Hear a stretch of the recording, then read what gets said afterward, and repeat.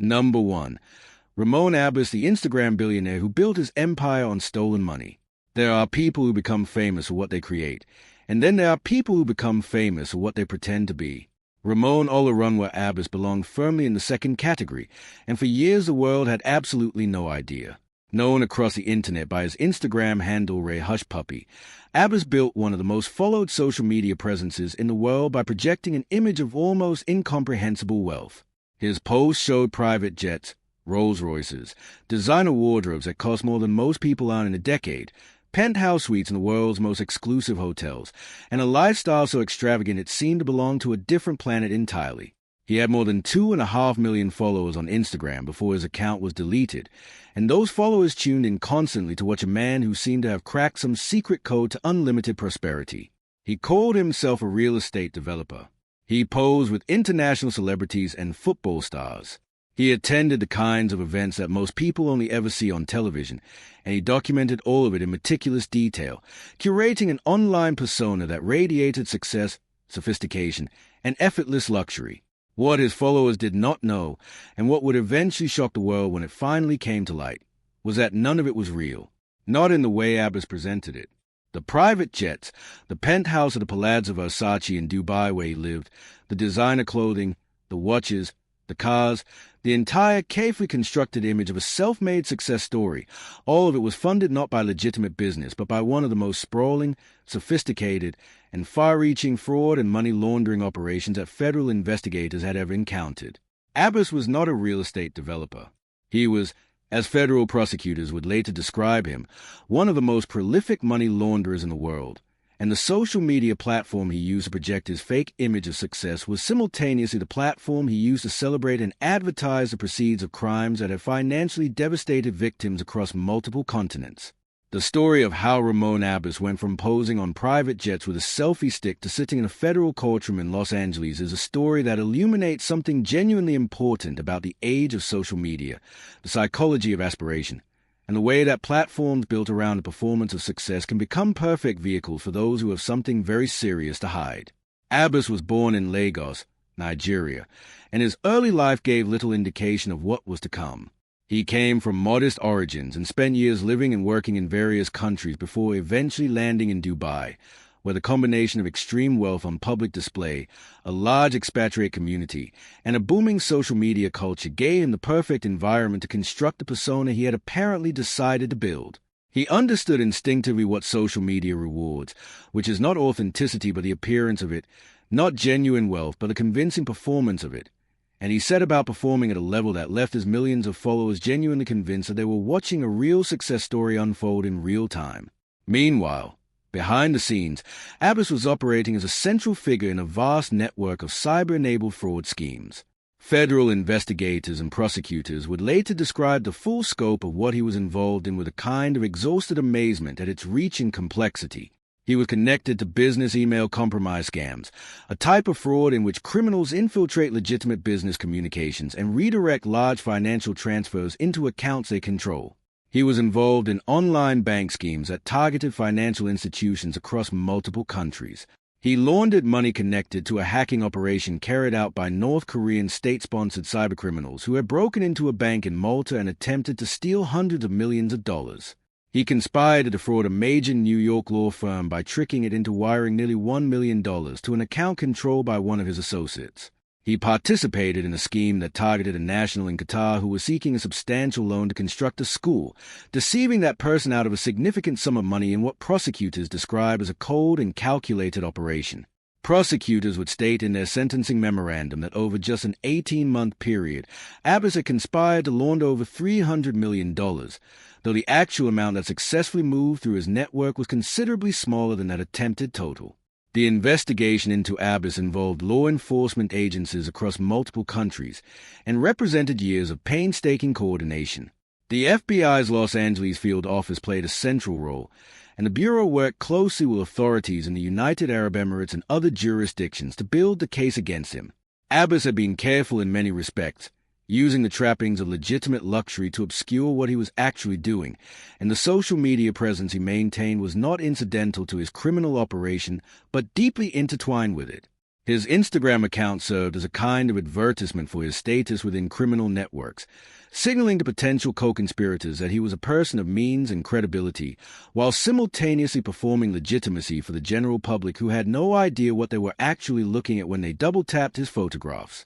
In June of 2020, the performance came to an abrupt and very public end. Authorities in Dubai, working in coordination with the FBI, moved to arrest Abbas at his home, the extraordinarily opulent Palazzo Versace residence that he had been using as a backdrop for his social media content. The arrest was dramatic and the circumstances were extensively documented, as authorities revealed that they had found significant evidence of his criminal activities at the property. Abbas was taken into custody and subsequently expelled from the UAE, transferred into federal custody in the United States, where he would remain as prosecutors built the formal case against him. He had been in federal custody since his arrest when, in April of 2021, he entered a guilty plea to one count of conspiracy to engage in money laundering. The plea was accompanied by a highly redacted agreement that offered only partial visibility into the full scope of what investigators had uncovered, but it was enough to make clear the magnitude of what Abbas had been involved in. The sentencing phase that followed was lengthy and contentious. Abbas himself wrote a personal letter to the court in which he expressed regret for what he had done and spoke about the shame his conduct had brought to his family. His defense attorneys argued for leniency, making the case that his personal benefit from the schemes was considerably smaller than the total amounts that had moved through the networks he was connected to.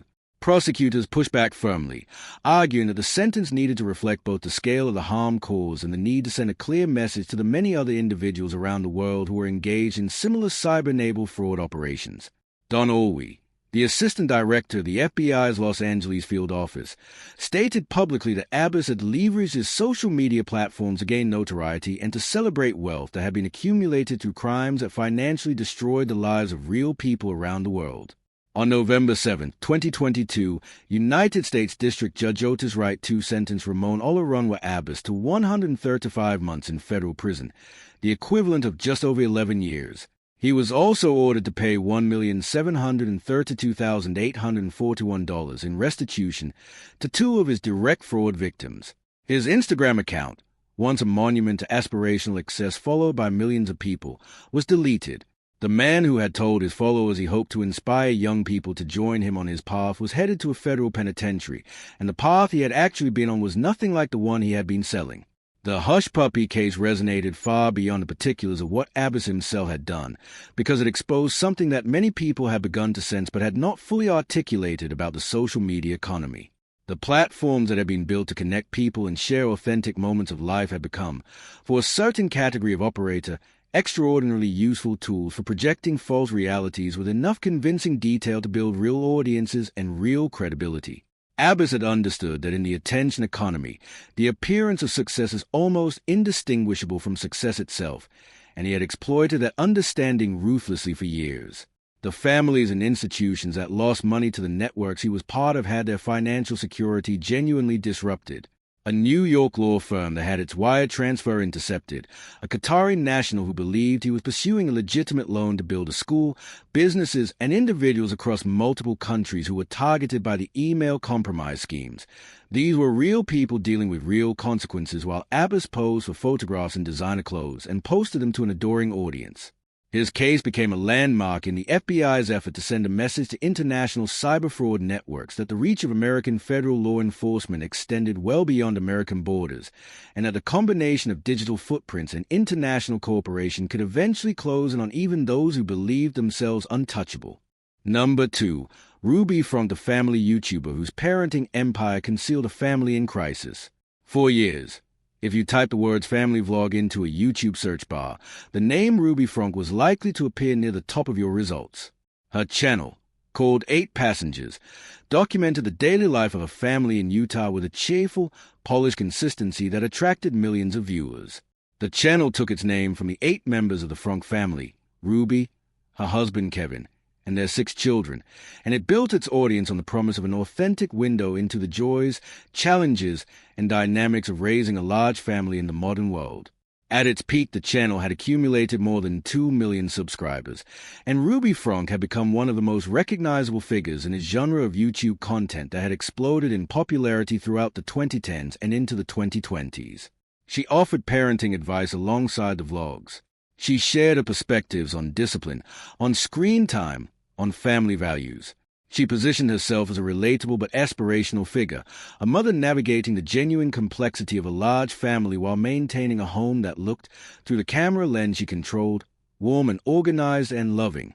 The reality behind that lens, as would eventually be revealed in one of the most disturbing influencer cases of the decade, was profoundly different from what any of her viewers had been shown.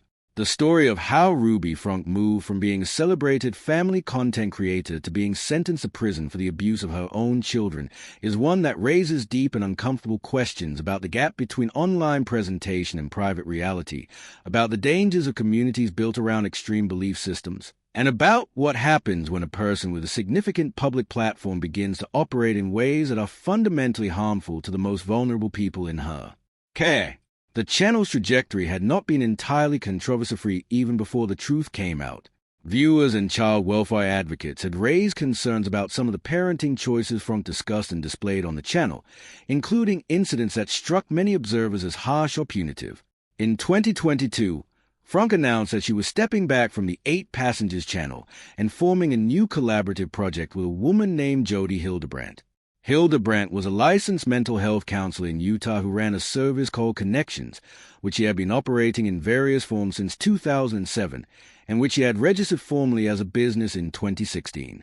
Connections offered what Hildebrandt described as counseling and life coaching, centered on a framework she had developed that she claimed could help people address what she characterized as distorted thinking. The new channel that Frank and Hildebrandt launched together was called Connections, and it presented itself as a resource for families seeking to understand and address what its creators described as destructive patterns of behavior and distorted perception of reality. Former clients and counseling participants who later spoke publicly about their experiences with the Connections program described it in deeply alarming terms. They spoke of a belief system that had become increasingly extreme in its claims and demands, one that encouraged participants to view ordinary human needs for comfort and support as expressions of weakness or manipulation, and that framed extreme disciplinary approaches as spiritually or psychologically necessary. NBC News conducted an investigation in late 2023 that interviewed former Connections participants, and the picture that emerged was of an organization that had moved into territory that legitimate mental health professionals found deeply troubling. But by the time these concerns were reaching public attention in a serious way, events had already overtaken them in the most devastating fashion possible. In late August of 2023, a neighbor in the Washington County area of Utah where Hildebrandt lived called emergency services after a child appeared at their door in a state that left them deeply alarmed.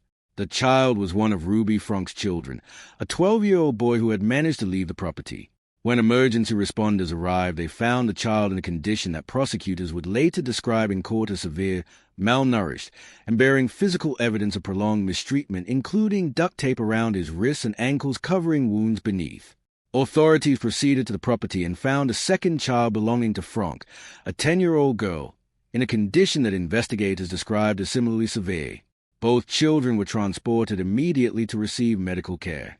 Ruby Frank and Jody Hildebrandt were arrested and taken into custody on multiple counts of aggravated child abuse. The investigation that followed revealed details that prosecutors characterized in court as resembling conditions of extreme deprivation. Frank's own journal entries, which were among the evidence reviewed by investigators and later referenced in court proceedings, revealed a belief system that had become so distorted that Frank herself described it in her guilty plea statement as one in which she had come to believe dark was light and right was wrong. She stated in court that she had been led to believe the world was an evil place, and that she had come to distrust institutions that should have been sources of protection and support. The belief framework she described was consistent with the portrait that former Connections participants had painted of the program's influence on those who became deeply embedded in its teachings. In December of 2023, both Ruby Frank and Jody Hildebrandt appeared in a Utah courtroom and entered guilty pleas to 4 counts each of second-degree aggravated child abuse, which are felony offenses under Utah law. Frank expressed in open court the depth of her regret, describing her actions as indefensible and stating that she had taken full accountability for what had happened. On February 20th, 2024, 5th District Judge John Walton sentenced Ruby Frank to 4 consecutive prison terms of 1 to 15 years each, meaning she faces a minimum of 4 years before parole eligibility and a maximum, under the consecutive sentencing structure, of 60 years in total, though Utah state law caps what can actually be served in consecutive sentences at 30 years. Jody Hildebrandt receive an identical sentence. The Utah Board of Pardons and Parole will ultimately determine how long each woman actually remains incarcerated. In court before the sentence was delivered, Frank addressed the judge in the room and described the process of reckoning with what she had done as the most painful experience of her life. Her husband, Kevin Frank, who had not been charged with any criminal offense, had filed for divorce in 2023. Her eldest children, Sherry and Chad, gave interviews in the aftermath of the case that offered glimpses into a family dynamic that had been nothing like the warm and organized household their mother's YouTube channel had portrayed. A Hulu documentary titled Devil in the Family, The Fall of Ruby Frank, was later produced, incorporating interviews with family members and examining how one of YouTube's most watched family channels had concealed a reality that the platform's millions of viewers had never suspected. The Ruby Frank case prompted genuine and necessary conversations about the degree to which family content on social media platforms can be regulated, and about the responsibilities that come with using children as participants in public-facing content. It raised questions about the platforms themselves and whether their systems for identifying and responding to welfare concerns adequate. It also raised questions about the mental health industry and the degree to which practitioners who operate outside mainstream institutional frameworks can develop and promote belief systems that cause genuine harm to the people who place their trust in them. For the families who followed 8 passengers for years and believed they were watching a genuine family navigate life with honesty and warmth, the revelation of what had actually been happening behind the camera was a profound shock. For the children at the center of the case, the hope expressed by the prosecutor, the court, and the broader community is that the intervention of that neighbor who called emergency services on a late August day in 2023 represented the beginning of a long road towards stability and healing. Number 3. Ashley Grayson, the business coach who turned online rivalry into a criminal conspiracy. The world of online business coaching has become one of the most lucrative and least regulated corners of the internet economy. In the years following the explosion of social media as a commercial space, a new category of influencer emerged.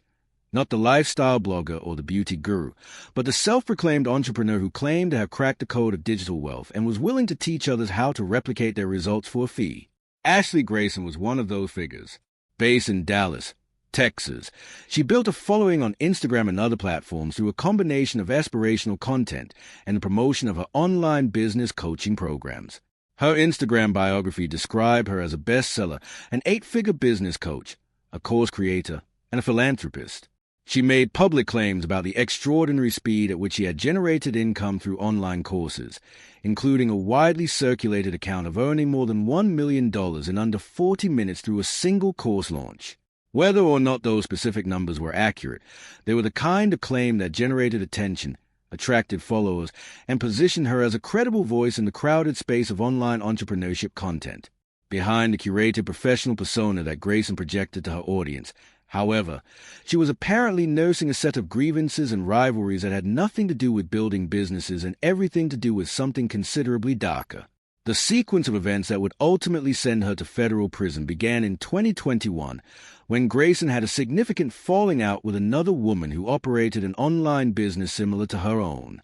This woman was based in South Haven, Mississippi, and the two had never actually met in person, their entire relationship having existed exclusively in the digital space. Grayson became convinced, according to prosecutors, that this woman was responsible for creating fake online profiles designed to damage Grayson's reputation and undermine her business.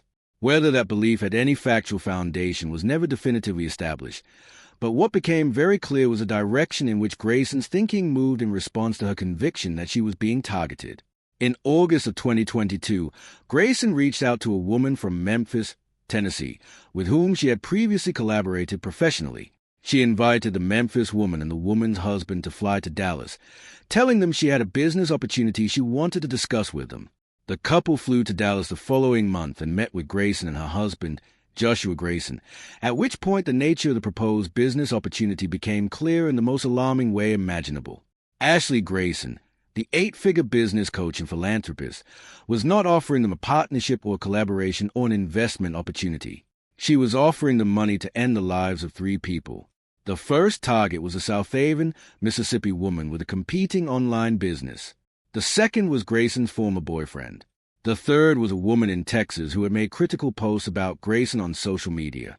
For each of the 3, Grayson offered a payment of $20,000 with a possibility of additional bonuses for speed. The total proposed payment across all three intended targets was $60,000.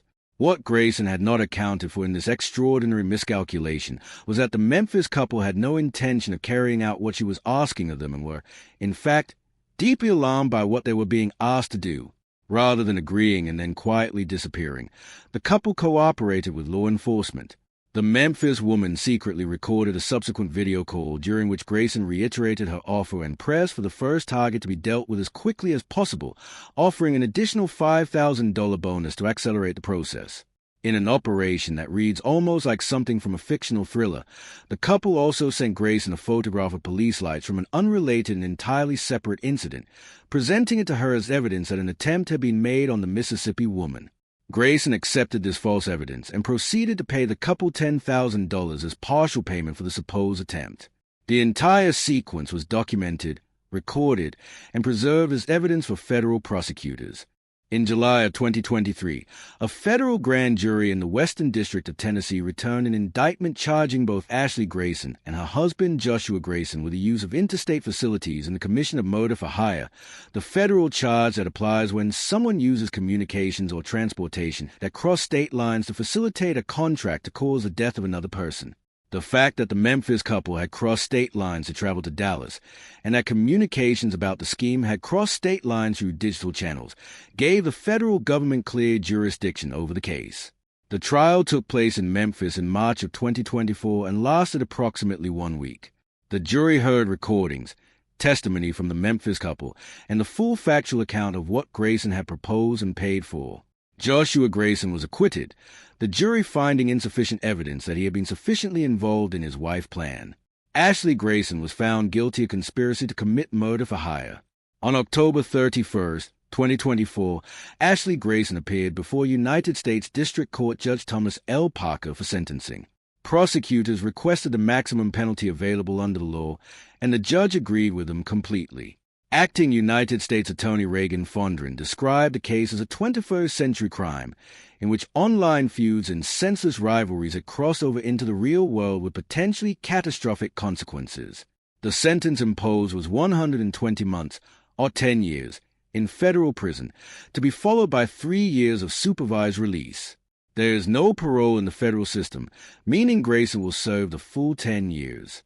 It was a maximum sentence the court were permitted to impose, and the judge's decision to apply the maximum reflected the view of prosecutors that Grayson had shown no genuine remorse and had been willing to attempt to cause the permanent harm of 3 real human beings over disputes that had originated entirely in the performative and often artificial world of social media business rivalries.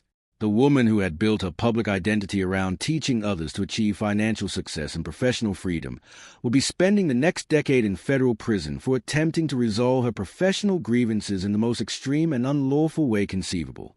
Number 4. Deborah Igber, the Instagram millionaire who was never a millionaire. If you had come across Deborah Igber's Instagram account at the height of his popularity, you would have seen something that felt genuinely remarkable.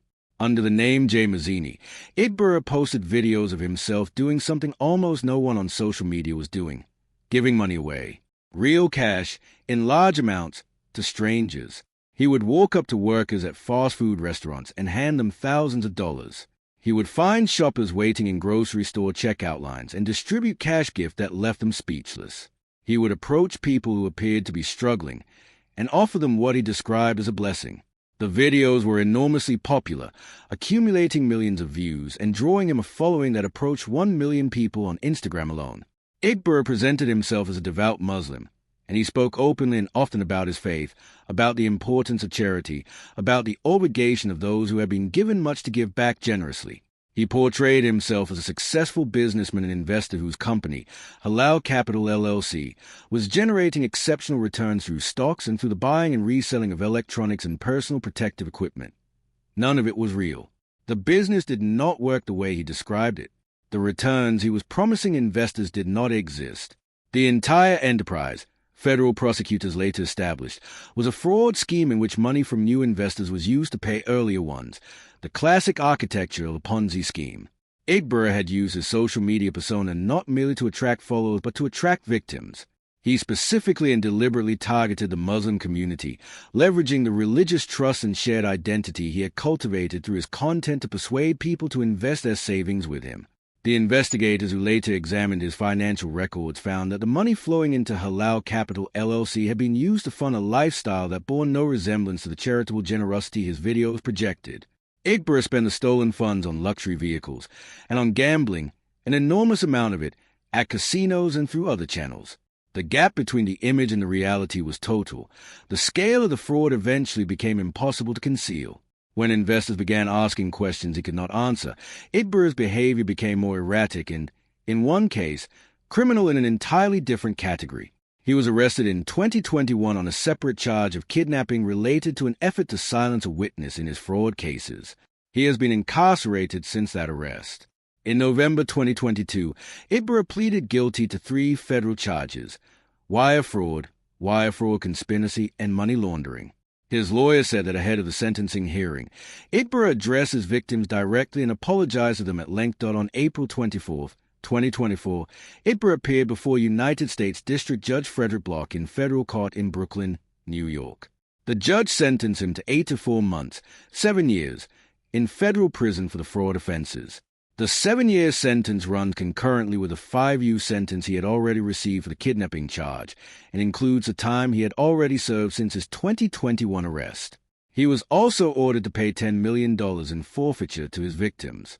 United States Attorney Breon Peace, in announcing the sentence, described what Igbra had done in terms that capture both the scale and the particular cruelty of the offense. He had targeted his own religious community, the prosecutor said. He had taken advantage of people's trust in him, trust he had built deliberately through the very content he was creating, so that he could spend and gamble away their hard-earned money. At least $8 million had been taken from investors who had believed in him. The Instagram account known as Jay Mazzini no longer exists. The videos of cash giveaways have been removed.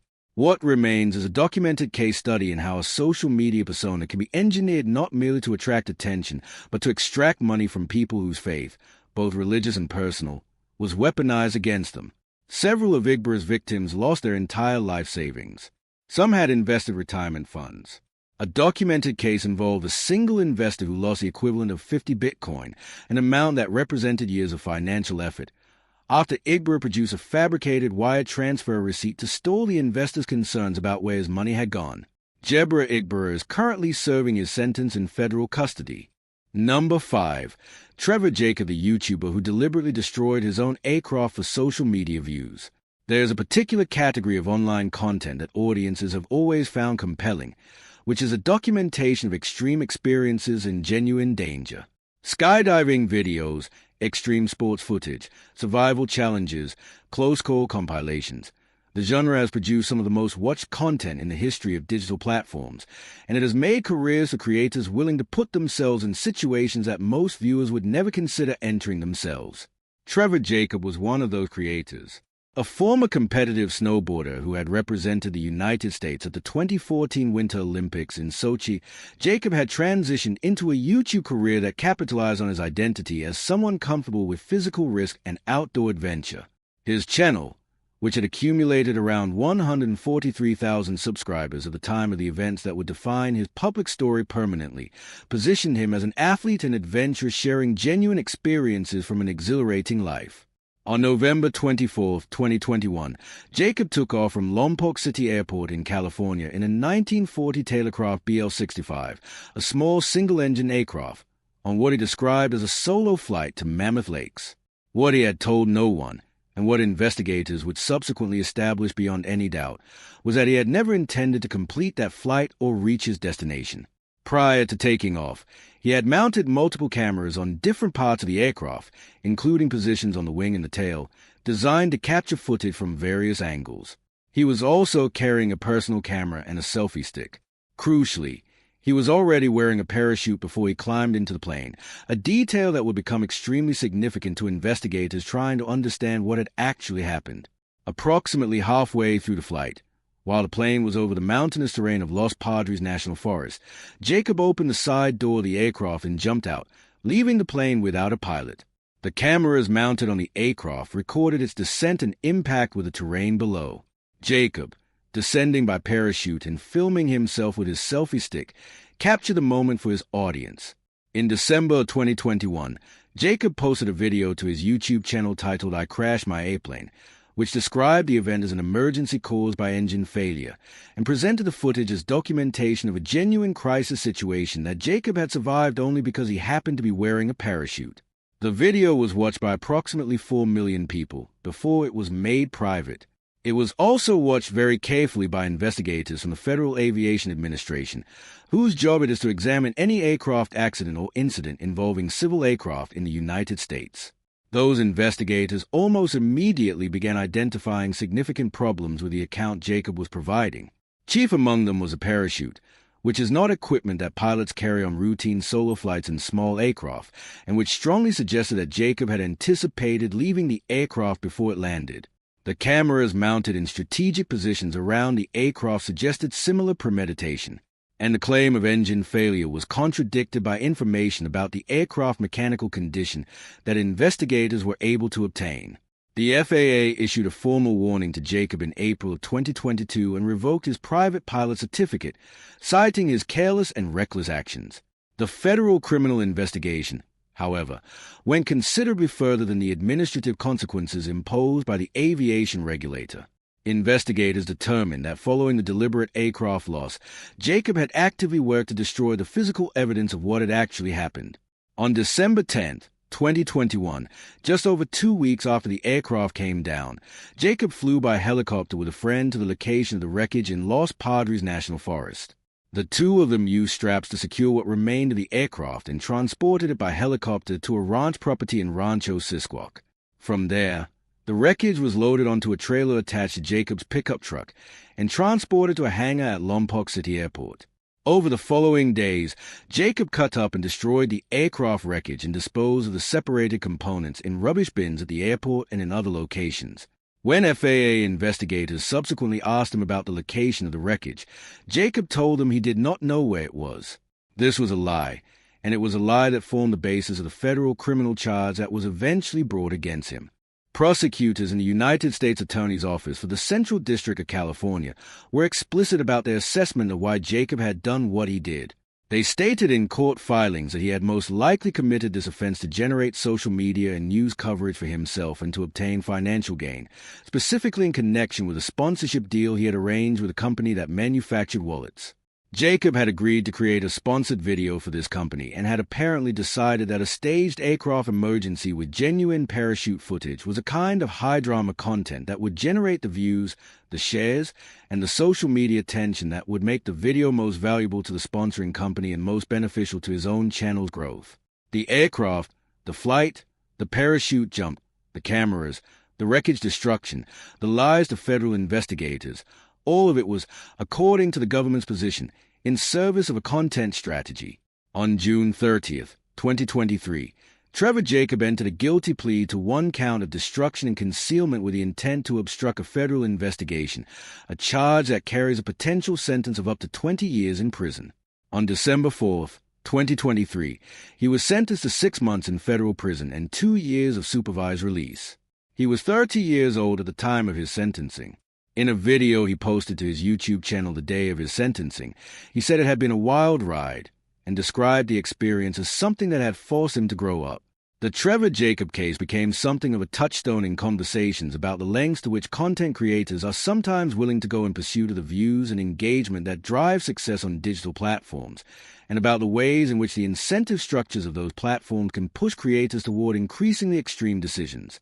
Federal prosecutors made clear that their pursuit of the case was partly intended as a deterrent, recognizing that the stunt content genre creates environments in which the temptation to manufacture or embellish danger for audience effect is structurally present.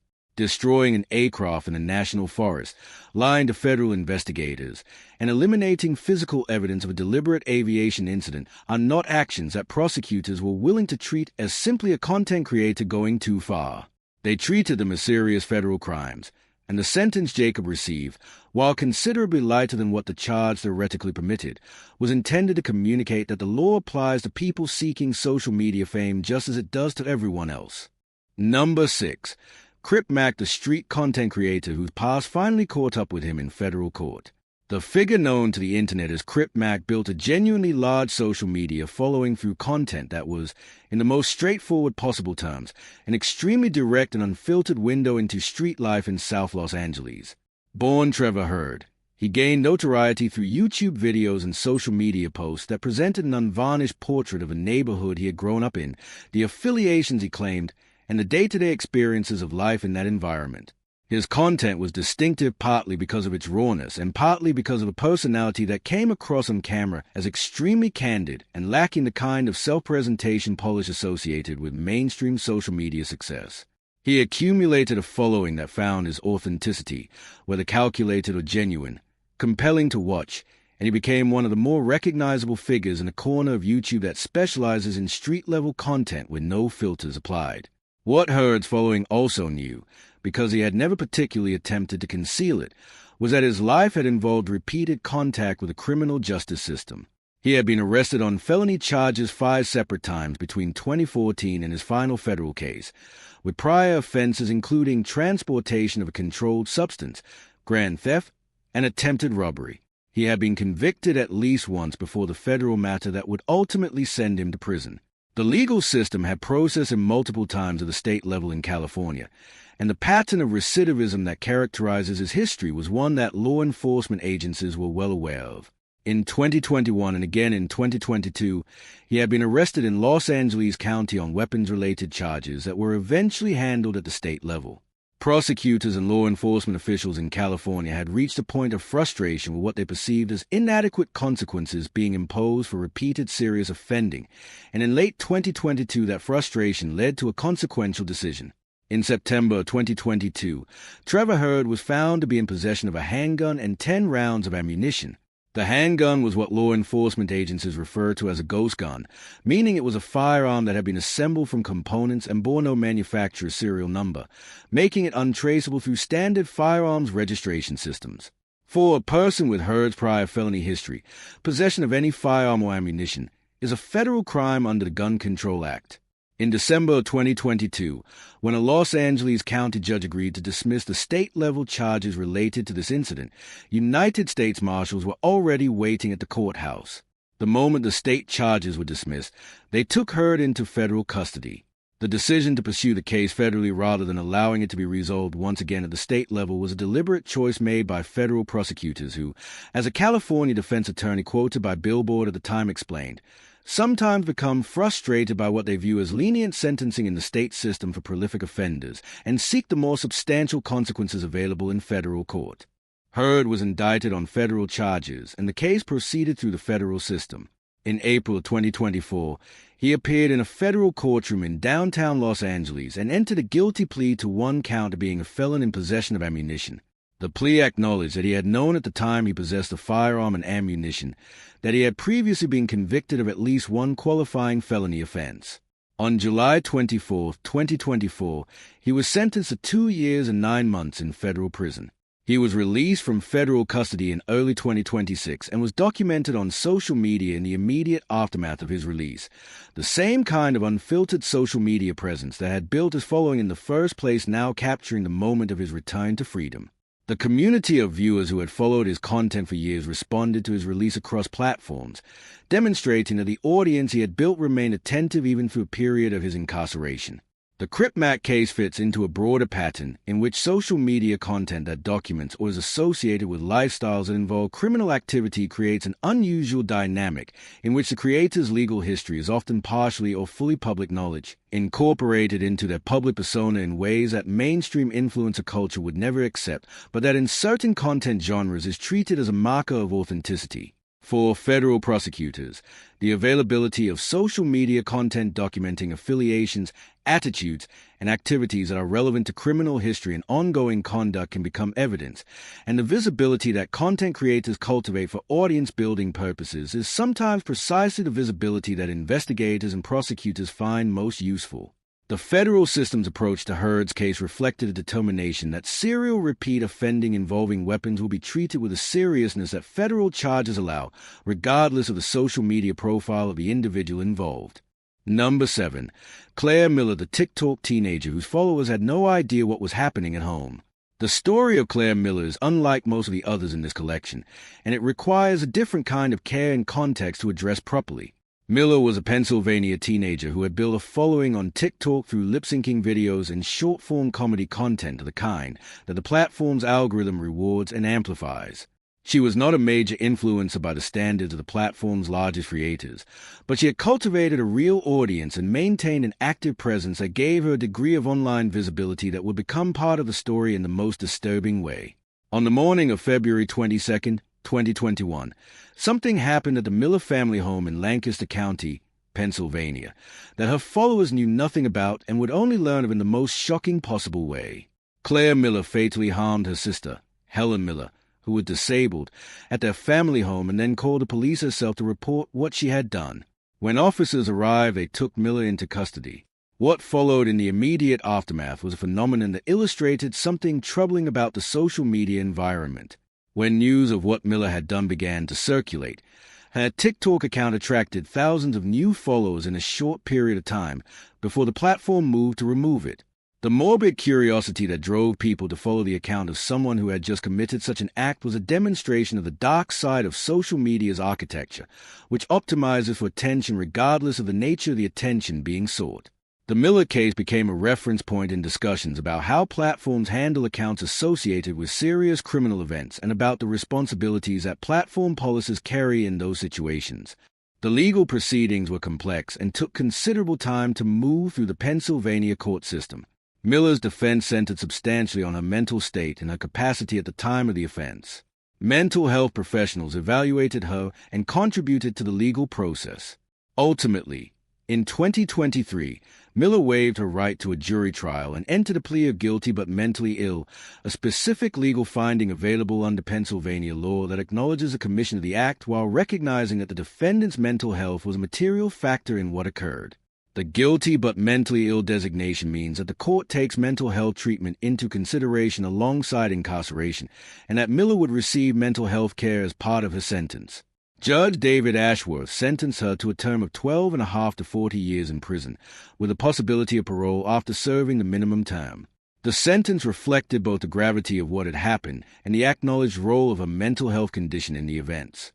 The case of Claire Miller does not fit neatly into the pattern of a social media creator whose platform ambitions drove them toward criminal conduct, nor does it fit the pattern of someone using their online presence to conceal or facilitate wrongdoing. It is instead a case in which someone who happened to have a social media presence committed a deeply tragic act in their private life, and in which the social media element became relevant primarily in the immediate aftermath, through the disturbing wave of new followers that arrived before the platform intervened. It belongs in this collection because it became a significant and widely discussed case involving an active social media creator, and because the questions it raised about platform responsibility and the public appetite for engagement with tragedy remain genuinely important and unresolved. Number 8. Mahek Bakari, the fashion influencer whose family secret led to a double tragedy in the English Midlands. Mahek Bakari was a British fashion and lifestyle influencer who operated primarily on TikTok and Instagram under the name Maybe, building an audience through the kind of content that performs reliably on those platforms: style advice, beauty content, aspirational imagery, and the documentation of a fashionable life projected with enough polish to attract and retain followers. She had accumulated a following of over 100,000 people and was, by the standards of a mid-tier social media creator, doing well. She was young, photogenic, and capable of generating the kind of content that the platform's recommendation systems tend to amplify. There was nothing in her public-facing presence to suggest that her life was anything other than the pleasant, curated sequence of stylish moments she presented to her audience. The events that would ultimately lead to her conviction for 2 counts of murder in 2023 had their roots in a situation entirely removed from anything her followers ever saw. Mahek's mother, Ansreen Bakari, was involved in an affair with a man named Saqib Hussain. The affair was a secret that both parties had significant reason to keep concealed, and when Hussain apparently threatened to expose a relationship in ways that would cause serious consequences for Ansreen Bakari, the situation escalated dramatically. The specific nature of the threat and the reasons why its exposure would have been so damaging were matters examined in detail during the trial, and what emerged was a picture of a private family situation under extreme pressure that culminated in a decision that had catastrophic and irreversible consequences. On the night of February 11, 2022, on a road in Leicestershire in the East Midlands of England, Saqib Hussain and his friend Mohammed Hashim Ejazudin were traveling together in a vehicle when they were subjected to a coordinated pursuit by multiple cars. The vehicles pursuing them were found by investigators and the subsequent prosecution to have been organized and directed as part of a deliberate plan. The pursuit ended in a collision that caused the deaths of both Hussain and Ejazudin. The investigation that followed was extensive and eventually led to the arrest and prosecution of Mahek Bukhari and her mother Andreen Bukhari, along with several other individuals who had participated in the events of that night. The prosecution established that Mahek Bukhari had been a central organizer of what had happened, using her phone to coordinate the vehicles involved in the pursuit and playing an active directing role in the sequence of events that ended in the deaths of the two men. The trial at Leicester Crown Court was lengthy and detailed, with the prosecution presenting evidence of the phone communications, the coordination of vehicles, and the planning that had preceded the events of February 11th. Both Mahek Bukhari and her mother pleaded not guilty, maintaining that they had not been responsible for the deaths in the way the prosecution alleged. The jury disagreed entirely. In 2023, Mahek Bukhari was convicted of 2 counts of murder and was sentenced to life imprisonment, with a trial judge setting a minimum term before any parole consideration of 31 years and 8 months. That minimum term was subsequently reduced on appeal to 26 years and 285 days, though she remained serving a life sentence. Her mother, Andreen Bukhari, was also convicted in connection with the events and received her own sentence. The case was extensively covered in the British press, partly because of the unusual element of social media influence of being at the center of a murder conviction, and partly because of the nature of the underlying family situation that had generated the events. For Mahek Bukhari's audience on TikTok and Instagram, the revelation of what she had done and the circumstances surrounding it was profoundly jarring. The content she had posted, the image she had constructed, the person her followers believed they were engaging with, none of it had given any indication of the private reality that would eventually emerge in a Leicester courtroom and result in a life sentence. Number 9. Nuke Bizzle, the rapper who turned pandemic fraud into a music video and handed investigators everything they needed. The story of Fontrell Antonio Baines, known professionally as Nuke Bizzle, is in some respects one of the most straightforward cases in this collection, because Baines himself made the investigators' work considerably easier than it might otherwise have been through a decision that, in retrospect, is difficult to fully comprehend. Baines was a hip-hop artist and social media personality from Tennessee who had developed a following through his music and the online presence he maintained across YouTube and other platforms. In 2020, amid the unprecedented economic disruption of the COVID-19 pandemic, he identified an opportunity in the California Employment Development Department's Unemployment Assistance Program. The EDD, as it is known, was one of many state unemployment agencies overwhelmed by the extraordinary volume of claims generated by pandemic job losses, and the speed with which they were processing applications created vulnerabilities that fraudsters across the country moved quickly to exploit. Baines was among them. The specific scheme he was involved in centered on the use of fraudulently obtained debit cards linked to EDD unemployment benefits. These cards were issued to claimants who qualified for pandemic unemployment assistance, and Baines was accumulating them in large quantities through a scheme that involved fraudulent applications submitted under the identities of individuals who had not actually filed claims. Federal investigators would establish that Baines was obtaining cards representing fraudulent claims totaling approximately $1,200,000 in COVID-19 unemployment relief funds. He transported these cards across state lines, using the interstate transportation of stolen property as a mechanism for distributing them, and he committed access device fraud through the use of the fraudulently obtained account information they represented. All of this was serious federal criminal conduct and might eventually have attracted investigative attention through conventional law enforcement channels. But Baines accelerated that attention considerably through a decision that federal prosecutors found almost remarkable in its directness. He produced and released a music video. The video, titled EDD, was posted to YouTube and made no serious attempt to disguise its subject matter. It depicted and celebrated the activities Baines had been engaged in, referencing the unemployment cards and the scheme in terms that were explicit enough to function as something approaching a public confession set to music. Federal investigators became aware of the video, and what they found in it was not merely thematically relevant, but evidentially useful in establishing both Baines's awareness of what he was doing and the pride he apparently took in it. In 2020, Baines was arrested on charges of access device fraud, aggravated identity theft, and interstate transportation of stolen property. He entered a guilty plea to the charges. The federal sentencing guidelines produce a prison term of 6 years, which Baines received as a consequence of both his criminal conduct and the spectacular additional evidence he had voluntarily provided by documenting and celebrating that conduct in a YouTube video that he had shared with his audience. Prosecutors and investigators who commented publicly on the case noted the unusual nature of a fraud investigation in which the subject had essentially used their social media platform to advertise the offending to a public audience. The victims of the scheme, the California EDD, the federal programs through which the funds ultimately came, and the legitimate claimants whose available resources were diminished by the fraud, were real, and the harm caused by the broader category of pandemic unemployment fraud of which Baines' scheme was one example was measured by government accountability offices in the billions of dollars nationwide.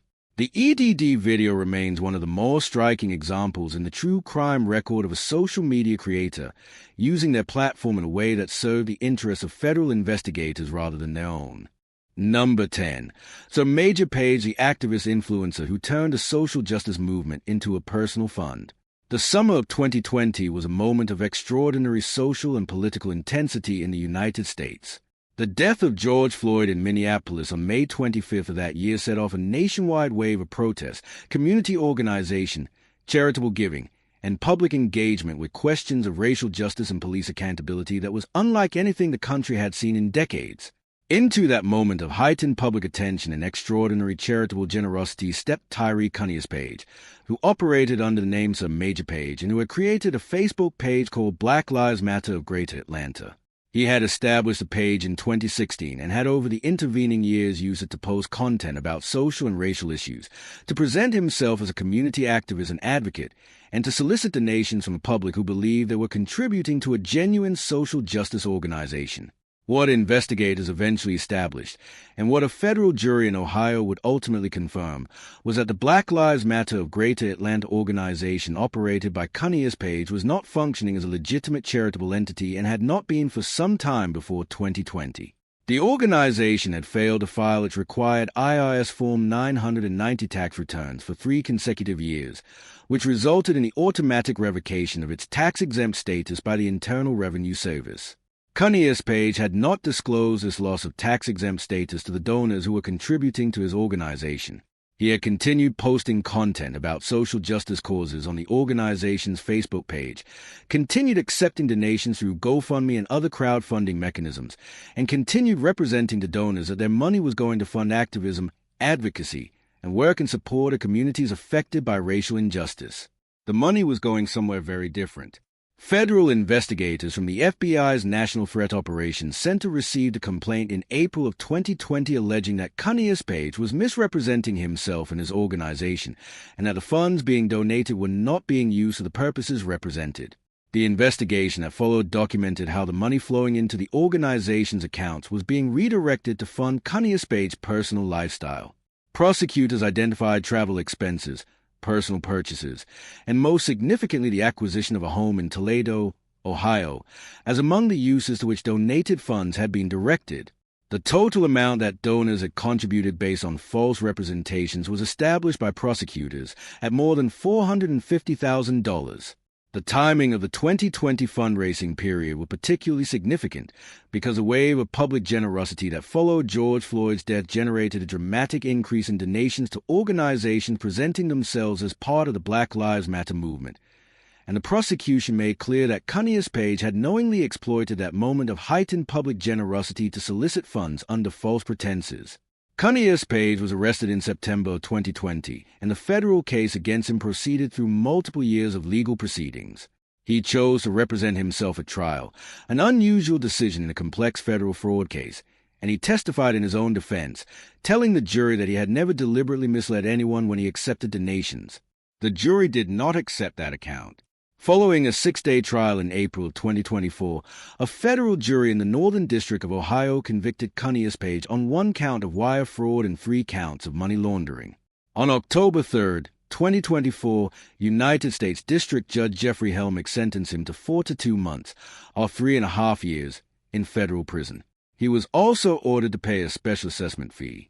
In a statement following the sentencing, the FBI special agent in charge described Cunius Page as a calculating individual who had willingly stolen hundreds of thousands of dollars by targeting the trusting public, and stated that the FBI would continue to pursue individuals who exploit charitable giving for personal gain. The Sir Major Page case arrived in a broader context of scrutiny around the financial management of organizations that had used the Black Lives Matter name or affiliation to raise funds during the 2020 protest period. National-level figures associated with the Black Lives Matter Global Network Foundation face separate questions and investigations related to the purchase of property using donated funds, and the combination of those national-level controversies and the Cunius Page case in Atlanta created a landscape in which the accountability of social justice fundraising became a topic of significant public and governmental concern. For the donors who had given money to the Black Lives Matter Greater Atlanta Facebook page in the genuine belief that they were supporting meaningful work in communities affected by racial injustice, the revelation of what had actually happened to their contributions was a profound betrayal. The social media platform through which Cunius Page had built his audience and solicited his donations had served, in this case, as a primary mechanism of a fraud that prosecutors characterized as driven by self-interest and a willingness to exploit one of the most significant social movements of the decade for personal financial benefit.